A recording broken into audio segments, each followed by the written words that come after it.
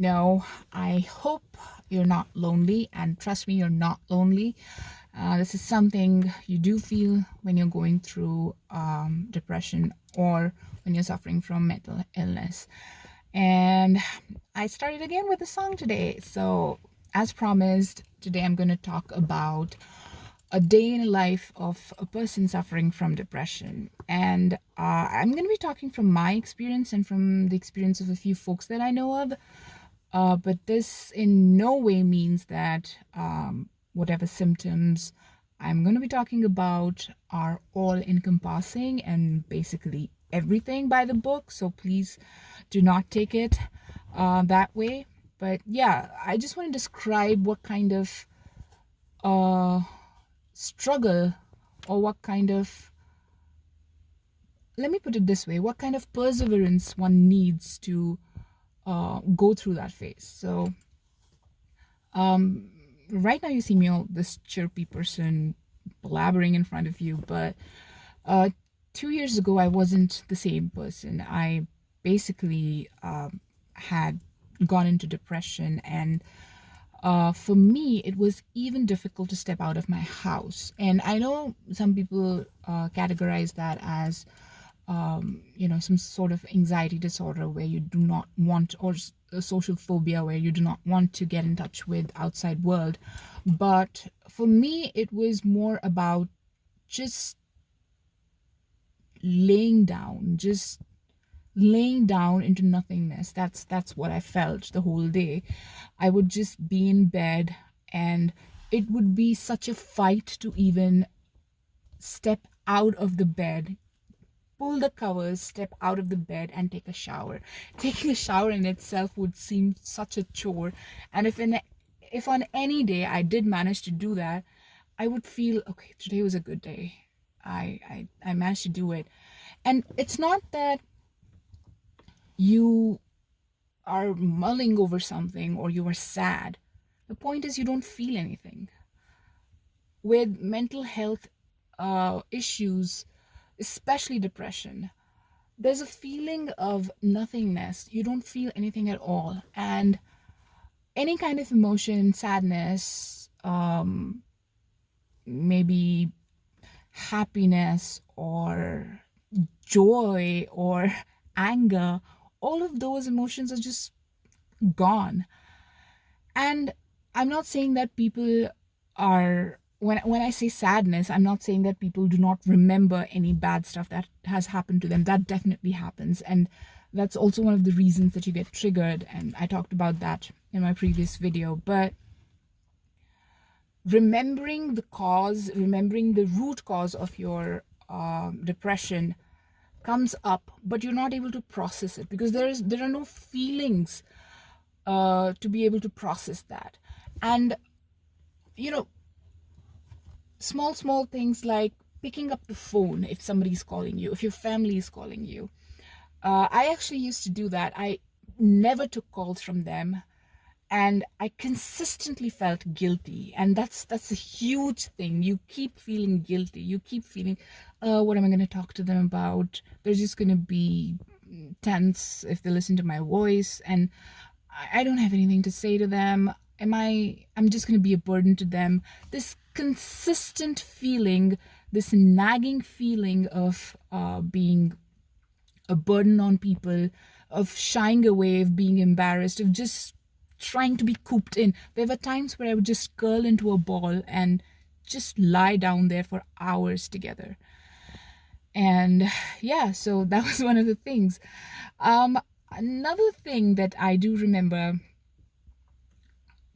it comes to memory now that I think about it.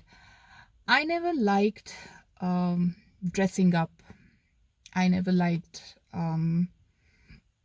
I wouldn't change my clothes. I would just stay in the same clothes for days. I wouldn't eat at times at all. And I'd be okay with it. I think there was a part of me which was trying to punish myself in some way. Like you're in this abysmal depth,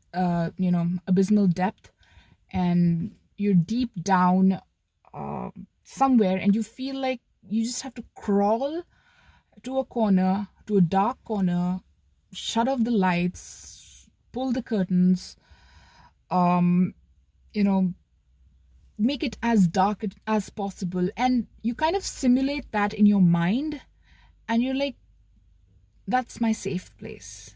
That's it. That's the only way I will be safe. And that kind of gives you comfort. So that was one of the things I used to go through.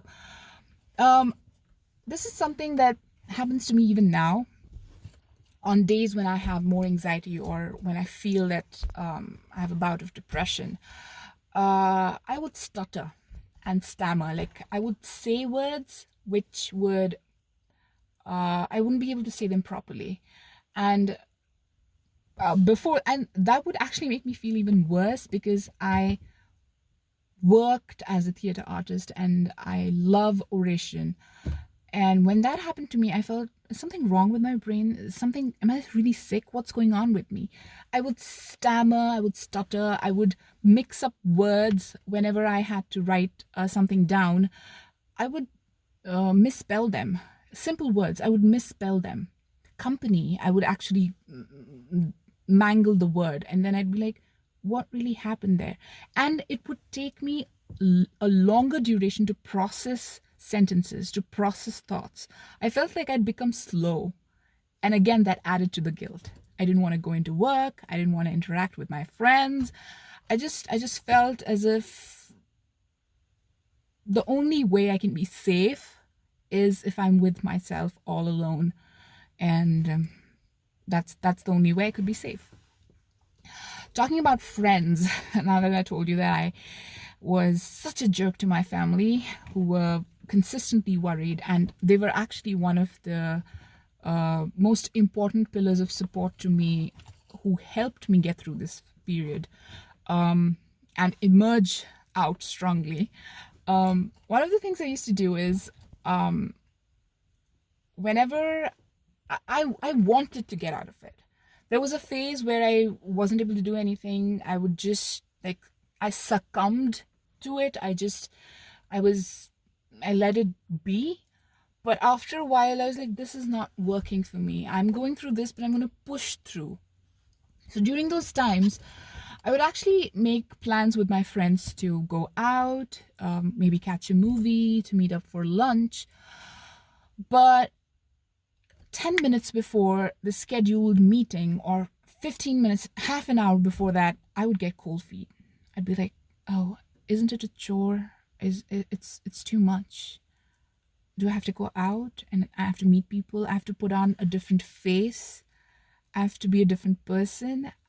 And it's not because they want me to be, or it's not because I love acting in front of people, but it's because you consistently don't want to show others what you're going through. And most of the cases where you see the end result of somebody, attempting suicide, or somebody just, you'll find somebody maybe got admitted to a hospital because of it, or somebody just takes like a month off or something like that. And you'd wonder, why did it suddenly happen? Why was it like, what made them do that? It's not a sudden thing. It doesn't happen suddenly. People try to put up a brave face. People try to have a different mask on if they're suffering from depression. And the only reason they do it is because, first off, they're feeling guilty about it. Secondly, they want to feel better about the situation and about themselves, and they keep trying to make an effort to do it. So it's not done on purpose. It's your own body and your mind reacting to whatever depressive things are going on inside your brain, and it's trying to come out of it. And there's this saying, if you keep doing something, it eventually becomes a part of you. So fake it till you make it. So that's your body's, that's your brain's way of trying to get you to a better situation.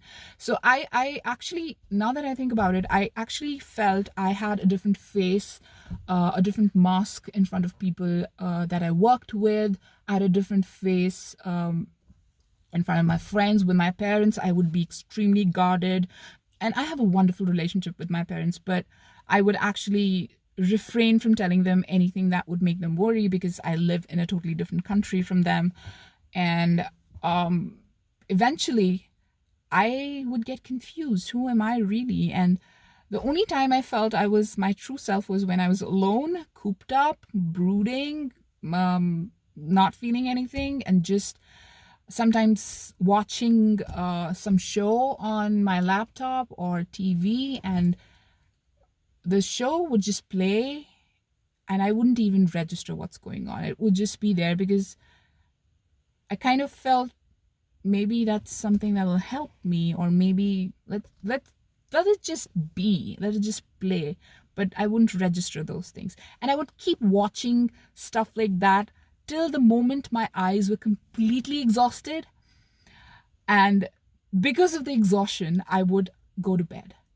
So sleep was one more thing that sometimes I would be completely deprived of, and sometimes I would sleep for hours and hours. I remember one time I actually slept for 18 hours and I still felt extremely exhausted. So your body kind of shuts down and exhaustion takes over, your physicality takes over your mind, and all you feel is like, why am I so lethargic? Why am I so fatigued? And again, that adds to your guilt. Maybe because I'm not healthy enough. Everything, all of these things keep adding on to your guilt, and that pile up pushes you down. And this is something I'm going to talk about in my next video. This is where you have to get help. Start someplace, something, somebody, you have to get help, because it's not that they're going to cure your depression, or it's not that they're going to pull you out of your depression. You will be pulling yourself out of the depression. But having somebody help you, make you feel better about yourself, that kind of gives you a push. That kind of tells your brain, I'm not alone in this. I have a backing. I have somebody right with me in this. I'm going to be okay. And that's when you push forward. That's when you try to get out of that abysmal depth. Try to unfurl yourself from that fetal position that you curled in, and then emerge out of that darkness. So yeah, that's something I wanted to talk about today. The kind of things that I suffered during a day when I was depressed, and it happens sometimes even now, but it's way the frequency of that happening is very less. So yeah, and I do know I have a strong support system, so that really helps a lot. So let me know down in the comments, what all do you feel? What do you think triggers your depression, and what do you think are the symptoms that you go through? Any experience. And the reason I encourage you to talk about it is because you acknowledge it. I keep saying this: acknowledge and identify. You acknowledge it, you identify it, and then that's the first step to realization of, oh, it's just a disease. Let us just normalize this. I want to normalize this in a conversation. It's just an illness. These are the symptoms. This is what happens to me when I go through it. These are my triggers.